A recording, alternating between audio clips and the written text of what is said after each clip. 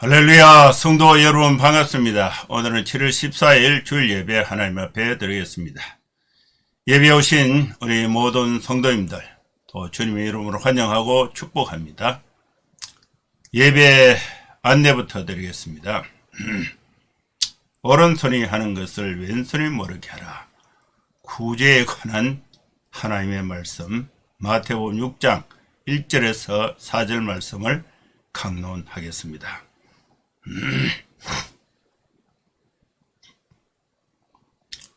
예배 순서는 묵도 찬송, 교독 29번, 사도신경 신앙 고백, 성경 봉독 설교, 찬송 축도로 진행을 하겠습니다.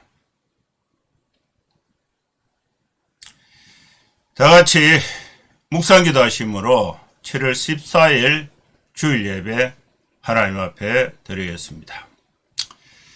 거룩하신 하나님 아버지 주님의 은혜를 감사합니다.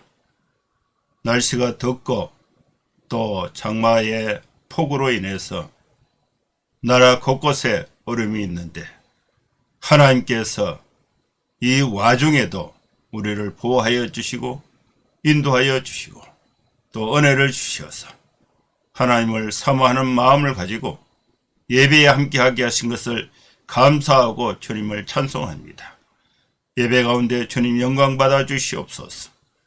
우리의 연약한 부분들을 마음과 뜻과 정성을 다하여 주님의 이름을 높여 경배할 때에 하나님께서 우리의 예배를 받아주시고 은혜를 베풀어 주셔서 우리 각자의 형편에 맞도록 믿음을 주시고 용기를 주시고 또 이 세상에 빛이 될 수 있도록 성령의 충만한 은혜를 베풀어 주시옵소서. 예수님의 이름으로 기도하옵나이다. 아멘. 찬송가 423장 찬양 드리겠습니다.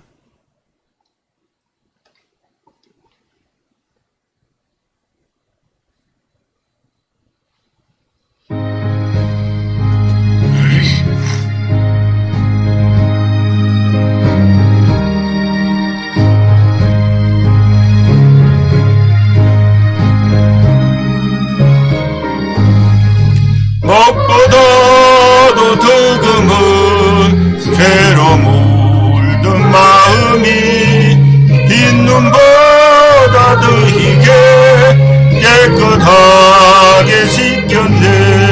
주의 보혈 흐르는데 믿고 뛰어나가 주의 은혜 내가 입어 깨끗하게 되었네. 모든 의심 걱정과 두려움이 사라져 슬픈 탄식 변하여 기쁜 찬송 되었네. 주의 보혈 흐르는데 믿고 뛰어나가 주의 은혜 내가 입어 깨끗하게 되었네. 세상 무기 영화와 절려하던 모든 것 주를 믿는 내게는 분토만도 못하다. 주의 보혈 흐르는데 믿고 뛰어나가 주의 은혜 내가 입어 깨끗하게 되었네.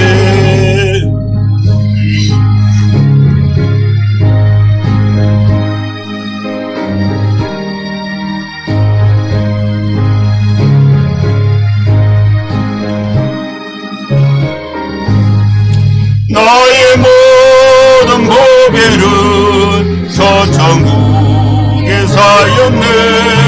나의 평생 자랑은 주의 십자가로다. 주의 보혈 흐르는데 믿고 뛰어나가 주의 은혜 내가 입어 깨끗하게 되었네.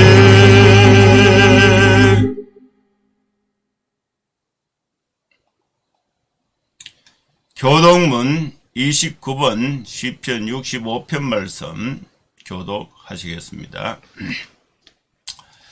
하나님이여 찬송이 시온에서 주를 기다려오며 사람이 서원을 주께 이행하리이다.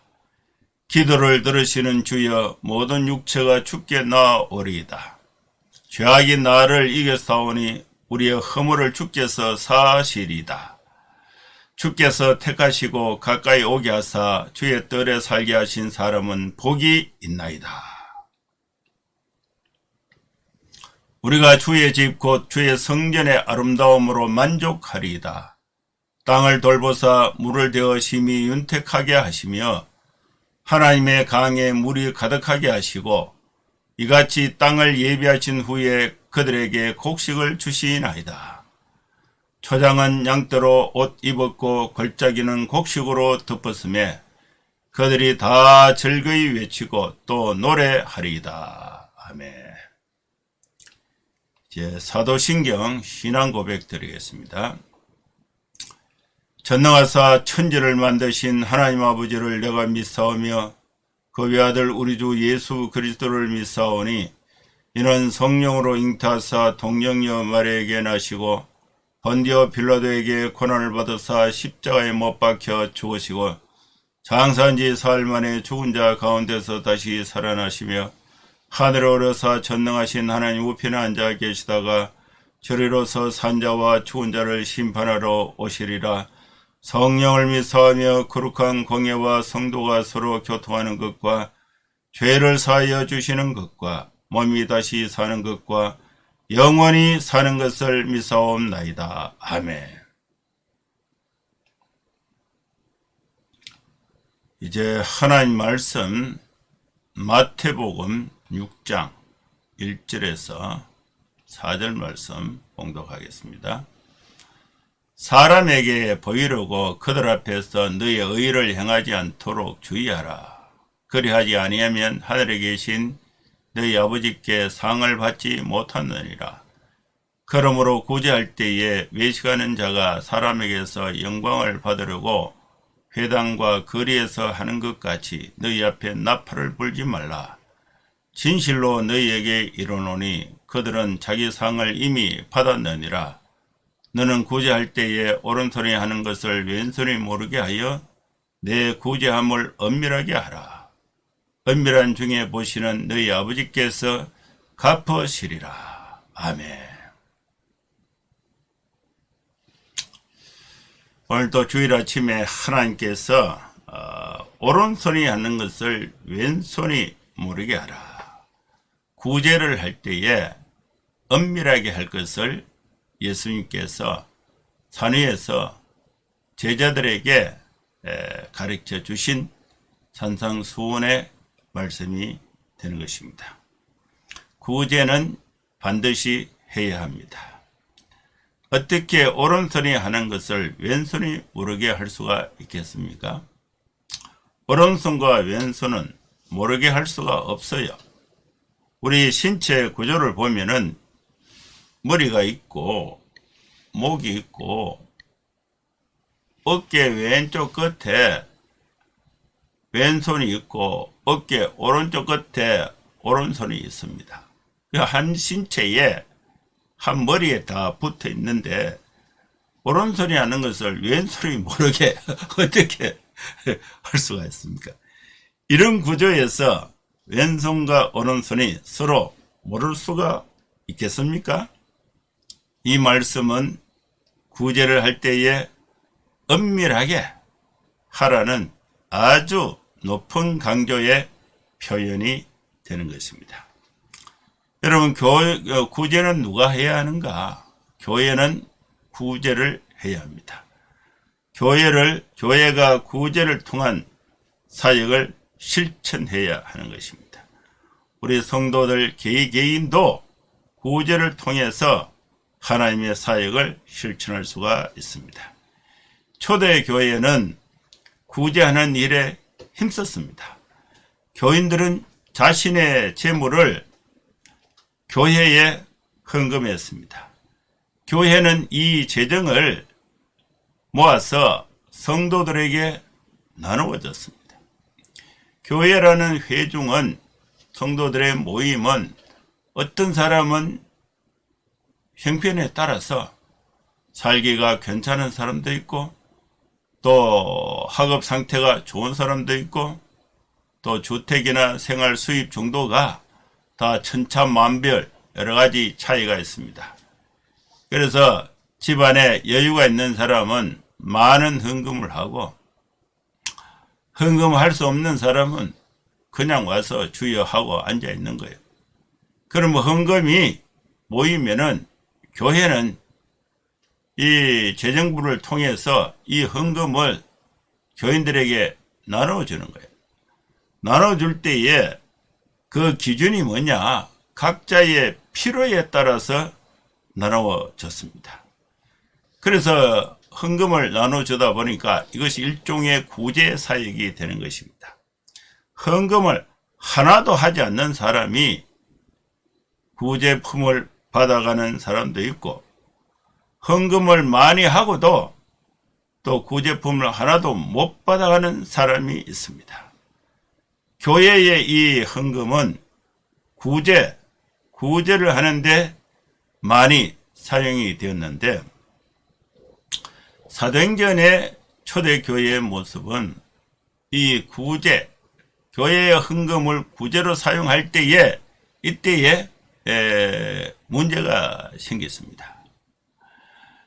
사도행전 2장에 오순절 성령 강림이 있고, 천하 각국에서 모인 유대인들이 베드로의 설교를 듣고 이들이 예수를 믿어서 예루살렘 교회의 회원이 되었습니다. 그래서 이 예루살렘 교회는 같은 유대인들이 있었지만은 그 내용을 분류를 해보면 두 종류예요.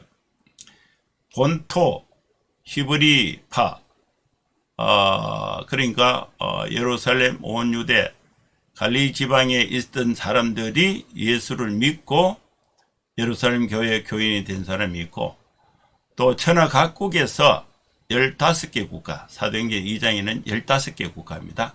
거기서 모인 헬라 지방의 출신의 유대인들이 오순절에 예루살렘 순례 왔다가 복음을 듣고 초대교회 교인이 됐습니다. 숫자적으로 보면은 헬라파 유대인들이 많습니다. 그런데 교회의 기득권은 누가 가졌는가? 히브리파 유대인들입니다. 예수님의 제자들은 다 히브리파 사람들이에요. 그래서 이 구제를 할 때에 과와 과부를 중심으로 약자들을 이렇게 생활 수단으로 헌금을 나눠줬습니다. 그래서 당연히 헌금을 나눠주는 사람들이 히브리파 사람들이니까 자기들의 생활 정보가 훨씬 많은 거예요. 그래서 자기들 중심으로 이렇게 많이 나눠주게 된 것입니다. 그래서 이 헬라파 유대인들이 가만히 보니까 자기 편에 있는 과부들이 교회 가서 예배를 드리는데 구제품을 잘 못 받는 거예요. 그래서 이들이 이제 베드로인데 찾아가서 항의를 했습니다. 아니, 우리가 헌금도 많이 하고 또 다 같이 하나님의 자녀인데 히브리파 사람들이 헌금을 구제품으로 많이 가져간다. 이 헬라파 사람들은 그 헌금을 못 받아가서 구제품을 못 받아가서 생활이 어렵다. 이거 빨리 좀 개선을 해달라. 그러니까 이제 베드로가 실태를 조사해 보니까 이 현실적으로 그런 거예요. 그래서 이 헬라파 유대인들에게 너희 중에 은혜와 진리가 충만한 사람 7명을 택하라. 그러면 그들에게 이 구제품을 나눠주는 교회의 재정의 업무를 다 넘겨주고, 히브리파의 사도들은 말씀과 기도와 또 사역에 전무하리라. 이렇게 해서 역할 분담을 하게 되는 것입니다. 오늘날 이 기준에서 볼 때에 교회 헌금은 대부분 구제 헌금으로 사용이 되어야 하는데, 교회 행편에 따라서 구제 헌금으로 많이 사용하는 교회도 있고 또 사용을 못하는 교회도 있어요. 그러나 전체적으로 보면은 헌금의 사용 용도가 구제로 사용되는 경우가 퍼센테이지가 아주 약한 것입니다. 왜 그러냐 하면은 예배당 관리하는데 돈이 많이 들고 또 인건비가 또 많이 들고 예배당 관리와 인건비로 주로 사용이 되고 그러다 보니까 구제 헌금으로 또 구제비로 나가는 경우는 상대적으로 적게 되는 것입니다. 왜 이렇게 잘못됐느냐? 잘못을 따지기 전에 사회적 구조가 그렇게 바뀌고 있는 현실이 그런 것입니다. 자, 이 과정에서 하나님께서 오늘 우리들에게 구제를 하라. 그리고 구제를 할 때에 엄밀하게 구제할 것을 말씀하고 있는 것입니다. 이 마태복음 6장 1절에서 4절 이 본문의 말씀을 가지고 이제 하나님의 말씀의 은혜를 나누고자 하는 것입니다. 첫째는 구제는 반드시 해야 하는 것입니다.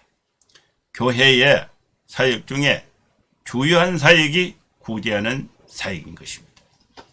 교회만 구제하는 것이 아니라 우리 성도들도 또 성도 개개인도 또 자기 주변에 약한 사람들 나눠주고 베풀고 섬기는 구제 사역을 해야 하는 것입니다. 구제하는 것은 아주 좋은 일이에요. 국민 훈장감입니다. 상 받을 일이에요.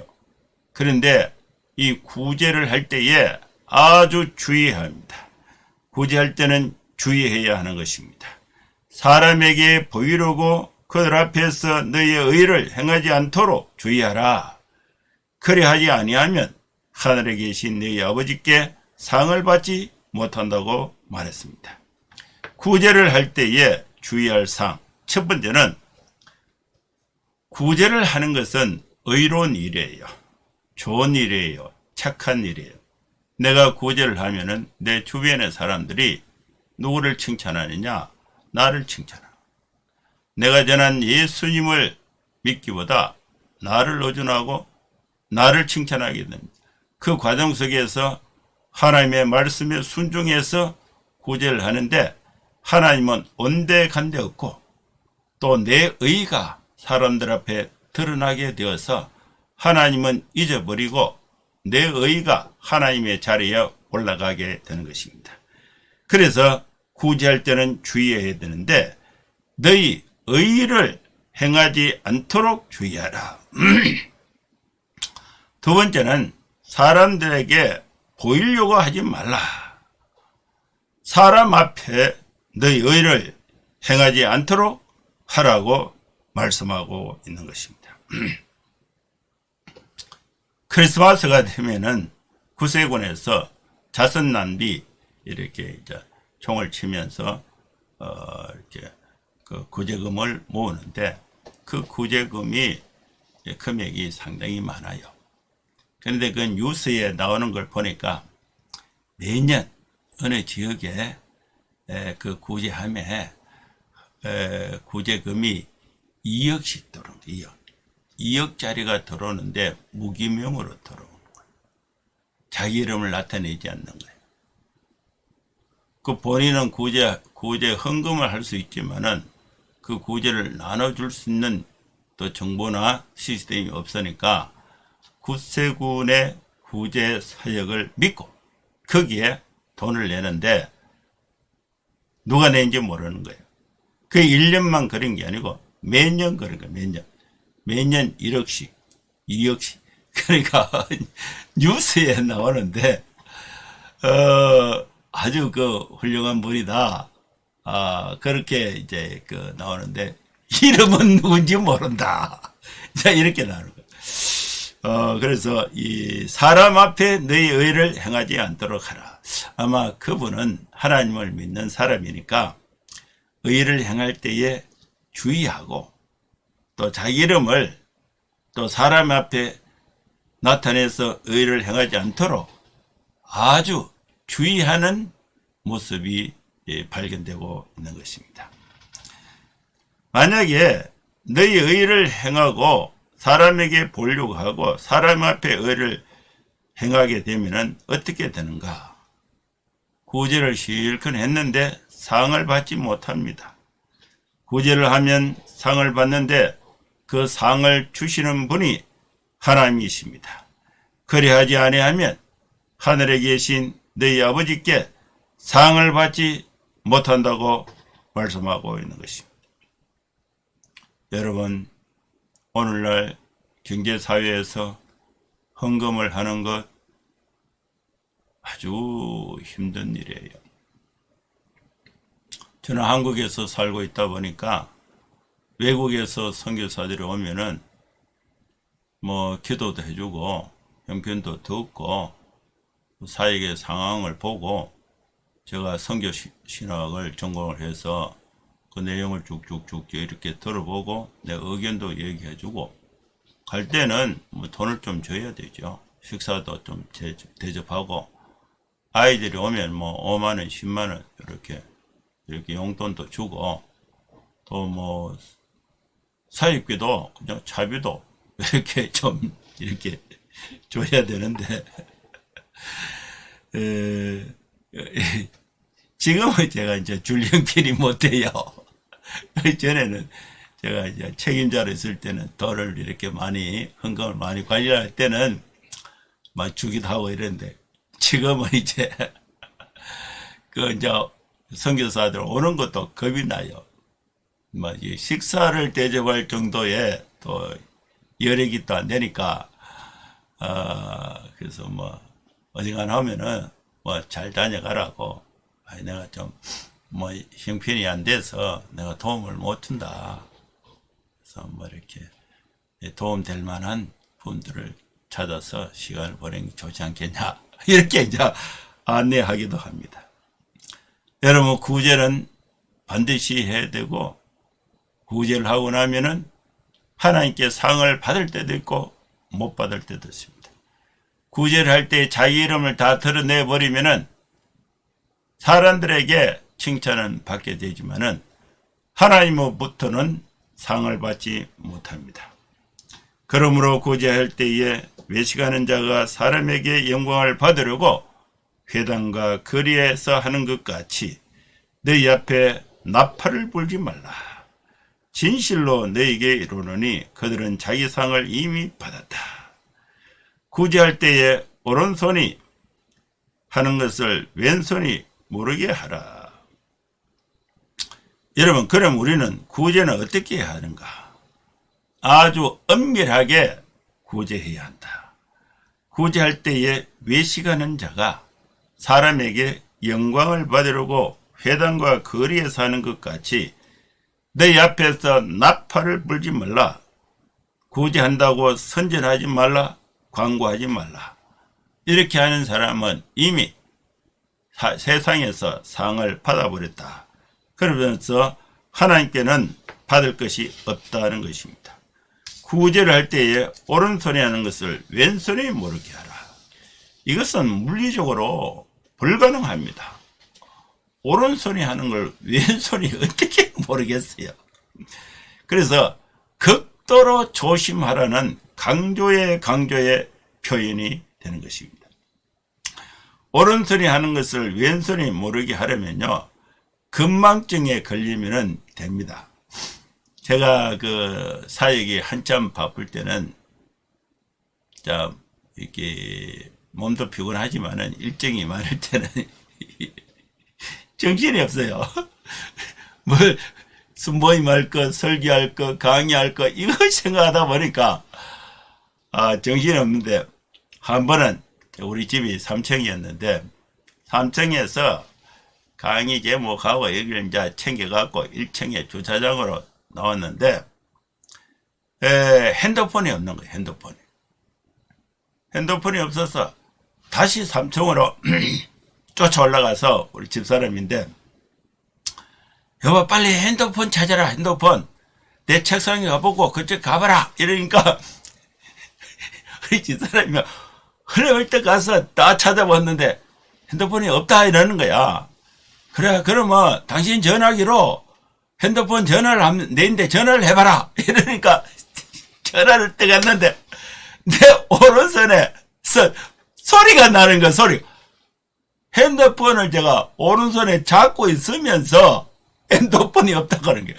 오른손이 하는 것을 왼손이 모르고 하고 있는 거예요. 이것은요, 건망증이 걸리지 않고는 오른손이 하는 것을 왼손이 모르게 하라. 있을 수 없는 얘기예요. 그래서 구제는, 우리 성도들은 구제는 반드시 해야 됩니다. 구제할 때에 엄밀하게 해야 됩니다. 구제하면은 하나님으로부터 받는 상이 있다는 것을 기억하고 엄밀하게 구제해서 하나님께 영광이 되고 사람들에게 하나님의 사랑이 흘러가도록 하는 것이 중요한 것입니다. 여러분, 구제할 때에 사람의 이름을 드러내 버리면은 구제 헌금을 받는 그 사람은 어떤 생각을 들겠어요? 저 사람이 나를 도와줬다. 하나님은 뭐하노? 저 사람보다 하나님이 못하시네? 이렇게 되는 거예요. 이렇게. 그래서 사람을 의존하게 되는 거예요. 구제를 해서 구제헌금이 전달되어서 약한 사람이 구제를 받아도 그 사람의 마음속에 하나님의 사랑이 심겨지지 않는 것입니다. 구제를 할 때에, 우리가 하나님의 이름으로 구제할 때에 구제는 반드시 해야 하고, 구제할 때에 오른손이 하는 것을 왼손이 모르게 사람의 이름을 나타내지 말고 하나님의 이름으로 반드시 구제하고, 그러면 하나님께서 갚아주신다, 하나님께서 상을 주신다는 말씀을 기억할 수 있기를 축원합니다. 세 번째는 이제 우리가 구제할 때에 하나님이 갚아주신다는 말씀인데, 하나님은 어떤 분이신가? 우리가 하는 생각과 삶의 실천, 하나님의 말씀을 우리 삶의 현장에서 실천한 것을 다 알고 계십니다. 하나님은 우리의 구제를 다 살피고 계신다는 것을 우리가 믿어야 하는 것입니다. 우리가 아무리 엄밀하게 구제해도 사람에게는 나타내지 않지만은 하나님은 다 알고 계신다는 것을 알아야 하는 것입니다. 그래서 우리는 안심하고 구제를 할 수가 있습니다. 왜냐? 하나님께서 다 아시고 갚아주신다는 약속이 있기 때문입니다. 우리는 구제를 해야 합니다. 구제를 하지 않으면 하나님이 살피실 것도 없습니다. 우리가 구제를 하지 않으면 하나님이 우리에게 갚아주실 것도 없습니다. 우리의 구제를 살피시는 하나님은 우리에게 구제를 갚아주시는 것입니다.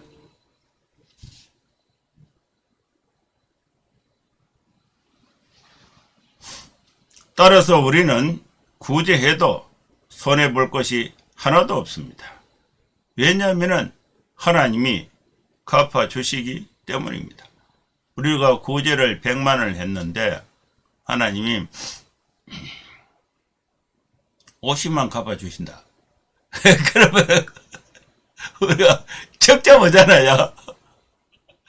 그래서 그러면 구제금이 자꾸 줄어드는 거예요. 하나님이 갚아주신다는 이 말씀에는 내가 드린 것보다 더 크게 주신다는 것을 포함하고 있는 것입니다. 왜냐하면 하나님은 갚아주세요. 그렇기 때문에 우리는 구제를 해도 손해볼 것이 하나도 없는 것입니다.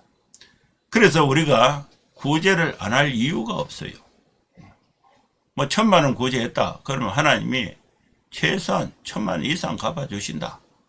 이것이 하나님이 상 주시고 갚아주신다는 말씀에 포함되어 있는 메시지가 되는 것입니다. 구제를 안 할 이유가 전혀 없습니다. 여러분, 하나님께서 여러분 각자의 마음에 감동을 주시는 대로 구제를 적극적으로 실행할 때에 내 이 구제를 통해서 하나님의 역사가 세상으로 흘러 넘치게 되는 것입니다. 여러분, 우리는 이제 교회에 여러 가지 제목으로 헌금을 드려요. 교회에 드리는 헌금의 그 메인 헌금, 교회를 운영하고 지탱하는 중심의 헌금은 11조입니다. 11조. 11조는 어떤 의미에서 사회 보장을 위한 구제의 성격이 있습니다. 한국의 세법은 누진과세를 적용하고 있어요. 복지는 많이 가진 자가 많이 낸 세금으로 없는 자들을 돕는 방식으로 평균케 하는 것이 이제 복지예요. 의료보험 역시 그렇습니다. 정부가 그 일을 하고 있어요. 건강한 정부는 합당한 세법을 만들어서 그 수입에 따라서 세금을 거둬요. 그리고 그 거둔 세금을 다시 국민들에게 돌려주는 거죠. 돌려주면서 약자가 또 건강하게 먹고 살 수 있도록 보장하는 그런 제도를 갖고 있는 것입니다. 정부가 좋은 정부는 세금 관리를 잘하는 정부가 좋은 정부예요. 우리 아버지가 군대를 이제 학도병으로 갔어요. 학도병. 이 학도병은 군번이 없어요. 소년병은 나이는 18세 미만의 군대 간 사람을 학도병, 소년병이라 하는데, 소년병은 18세 미만이지만은 정부에서 징집을 해서 군인으로 징집을 해서 군번을 부여하고 훈련해서 전쟁터에 간 것이고, 학도병은 공부하다가 그냥 간 거예요. 자원입대와 마찬가지예요. 그러다 보니까 군번이 없어요. 그래서 아버지는 이제 학도병으로 이제 군대를 가서 전쟁이 끝나면은 돌아와야 되는데, 군번이 없으니까 전쟁이 끝나도 계속 잡아놓은 거예요. 계속 잡아놓을 때에 정규군으로 징집해서 잡아둔 거예요.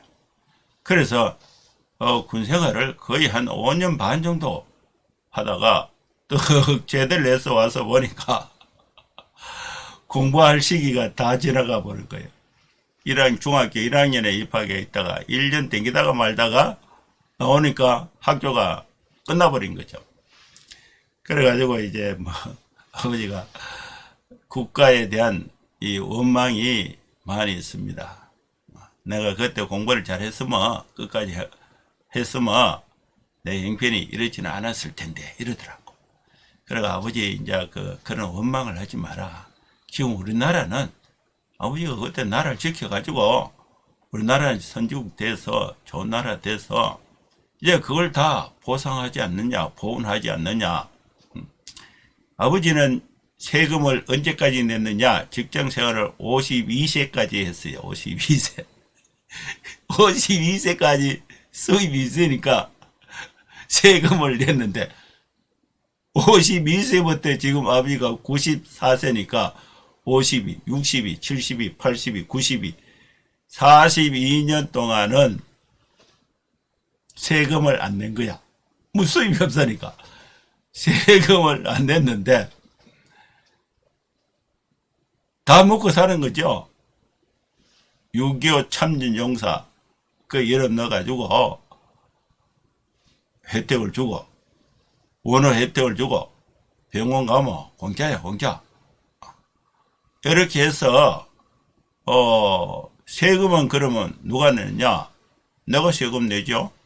그리고 우리 아이들이 세금 내죠. 그래서, 아버지, 세금 안 내고 지금까지 사는 거는 다른 사람이 세금을 내서 나라를 지켜가지고 아버지에게 돈 주는 거다. 그러니까 아버지 그런 이제 억울한 측면도 있지만은 결과적으로 보면은 감사한 일이다. 이렇게 이제 이렇게 살 달려놨어요. 여러분, 교회도 마찬가지예요, 교회. 교회 수입이 없는 사람이 어떻게 헌금하겠습니까? 교회는 여러 부류의 사람들이 모입니다. 교회는 헌금의 제도가 있습니다. 11조 헌금이 기본이에요. 하나님이 내게 주신 생업의 10%는 하나님께 드린다. 이것이 교회가 이루는 중심이에요. 그걸 가지고 이제 감사헌금, 자기 형편에 따라서, 그죠? 감사헌금, 성경헌금, 건축헌금, 이렇게 모아가지고, 교회가 예배당을 잘 짓고, 예배당 잘 지을 때에 나는 헌금을 하나도 안 했지만은, 헌금 많이 한 사람들이 예배당을 잘 지었기 때문에, 거기 가서 편안하게 예배 드리고, 에어컨 시원하게 듣고, 겨울에 난방 잘 듣고, 주차하고, 이렇게 되는 거예요. 이렇게. 정부가 그 일을 하는 것처럼, 복지는 가진 자가 많이 세금을 낸 것으로 없는 자들을 돕는 것이에요. 그 정부가 그 일을 합니다. 교회가 그 일을 해야 하는 것입니다. 여러분, 우리 교회는 헌금을 전부 교회 내에서 다 쓰고, 또 건물 유지비, 또 인건비에 다 쓰고, 또 구제헌금으로 복지로 쓸 수 있는 돈이 없다. 이것은 근본적으로 헌금 사용에 대해서 구조적으로 검토해 볼 필요가 있습니다. 그래서 우리는 궁극적으로 교회에 대해서 감사하고 정부에 대해서 감사해야 하는 거죠. 하나님께서, 예수님께서 제자들에게 아주 명확하게 메시지를 주신 말씀은 구제는 반드시 해야 된다. 그리고 구제를 할 때는 자기 이름을 내지 말고 하나님의 이름을 내라.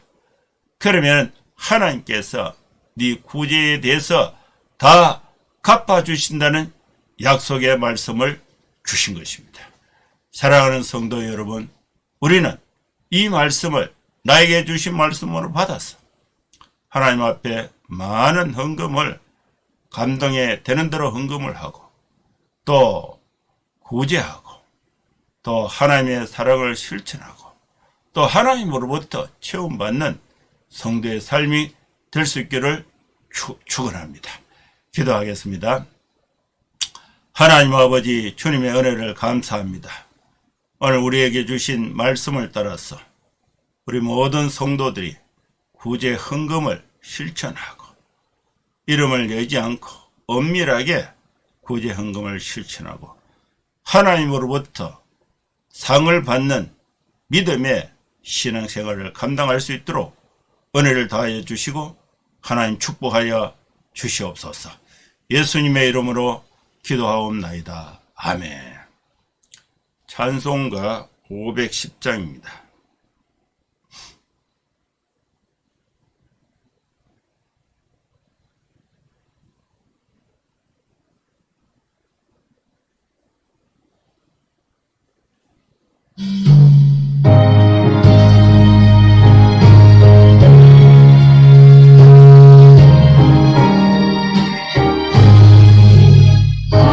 하나님의 진리 등대